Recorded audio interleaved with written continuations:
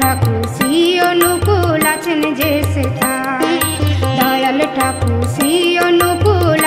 সকলোকে জয়গুৰু।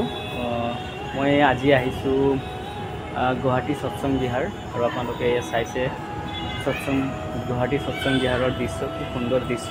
এতিয়া সময় হৈছে 7টা আৰু আমি আহিছোঁ, আৰু আপোনালোকে চাব পাই আছে কি ধুনীয়া পৰিৱেশ ইয়াত। এয়া বহুত ভাল লাগিছে ইয়াত আহি।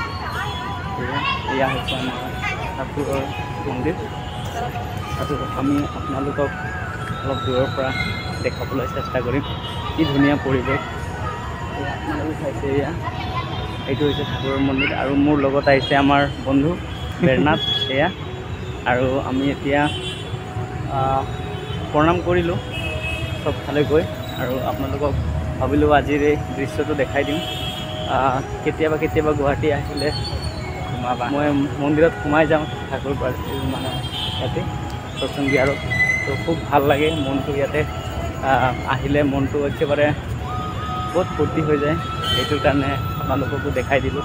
চাই ধুনীয়া পৰিৱেশ, কি ধুনীয়া পৰিৱেশ, আৰু বহুত ভাল লাগিছে। আশা কৰিছোঁ আপোনালোককো ভাল লাগিছে। জয় গুৰু।